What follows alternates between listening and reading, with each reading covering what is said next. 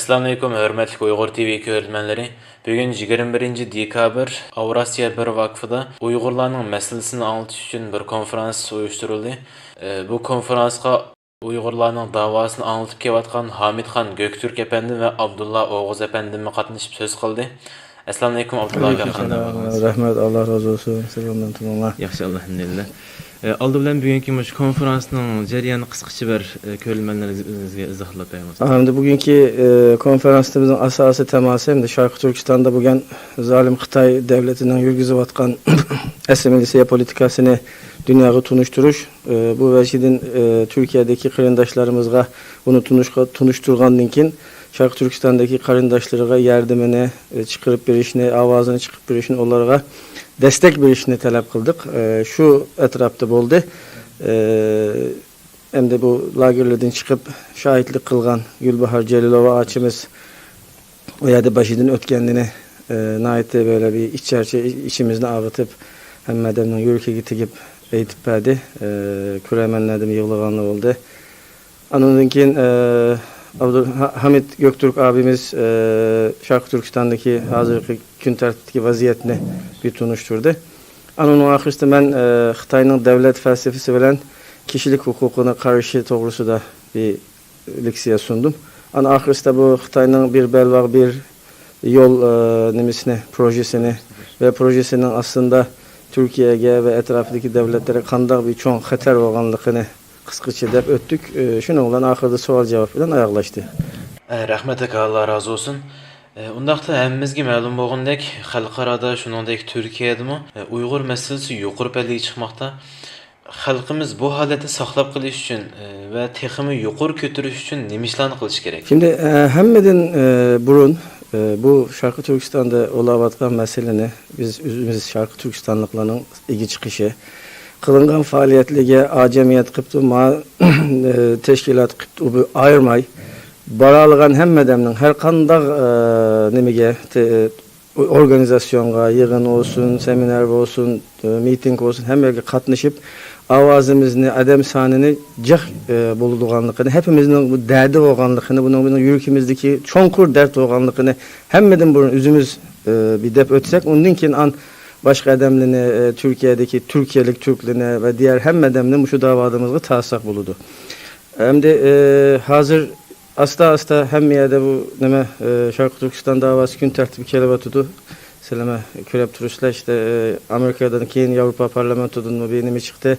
Antonigen İstanbul'da bu tarihte bulup olmayan bir çoğun adam sanı olan bir neme yığın miting ötküzüldü. İnşallah Hudayın Bursa biz muşunda davamızını çın yürekten eğitip dep manganda Hudayın Bursa inşallah hem akıdın kelede dep böyle inşallah. Undaqda iqtidar partiyalarının texim bek bizning davarımızga kuch chiqarish uchun bizning tashkilotlarimizning nima ishlarni qilish kerak? Şimdi bu iş bunda hem de bizim teşkilatlarımızın halkımızga, Türkiye halkıga asasen Şarkı Türkistan davasıga tangdaşlık bir işinin avazını çıkarışının çok külemlik milyonlarca adamın talağı çıkıp nime kılışının Türkiye Cumhuriyeti Devleti'nin pozisyasını menfi kımıganlıkını yani Xitay'ın o aldı da dış taşkı siyasette bir nime olmaganlıkını yani menfi bir tesir emez, müsbet bir tesir olganlıkını. Çünkü hakkandırca kadar bu meselede oturgu çıkıp gep kılıp söylep nime kılsa Türkiye Cumhuriyeti Devleti'nin ama Xitay hükümeti ama kalan bilen halkın bilen milletin bu meseleye naiti berdاشlık verir tutu bu işini tosmusan, bu işini tüketmişsen bu olmaydı deyişke nimesi buludu hem de. İbanası buludu. Şuna bizden asasen Şarkı Türkistan davası avaz koşaşının Türkiye'ye bir zihni boğmaganlıkını düşündürüşümüz lazım nimelege hem öyle bütün nimelege Türkiye halkıga. Ama inşallah bu asta nime oğlu koptu diye olayım. İnşallah. Ondaqda bu Türk halkıga Şarkı Türkistan meselelerini qaysı jihatdan anlatışımız gerek, anlatışda nimelerge diqqat qilishimiz gerek? Şimdi birincisi insan nem de şu kılgan gep bilen düşünüyoruz. Başında değil mi? Şimdi birincisi biz gep kılacakta Uygur Türk deyip ayırmaslıkımız gerek.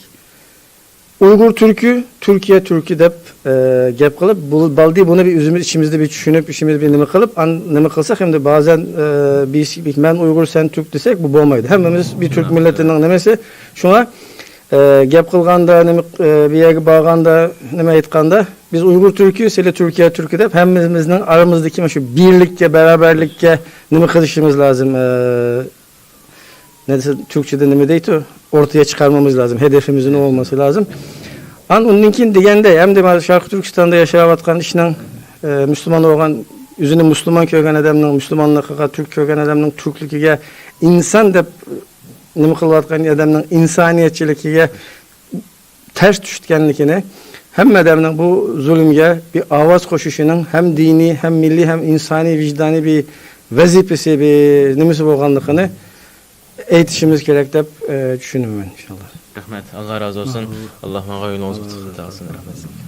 Şunda hormatly görülmenler, Abdullah Oğuz efendi bilen bugünkü söhbetimiz ahırlaştı. Keler qatim görüşküçe aman bolunlar. Allah emanet. Men Muhammed Emin.